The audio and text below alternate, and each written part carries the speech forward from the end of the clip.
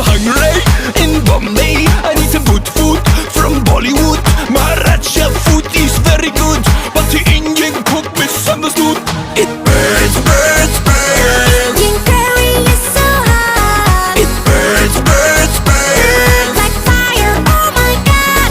It burns, burns, burns. Drink and drink, but it won't stop. It burns, burns, burns. In my mouth and tomorrow in my butt.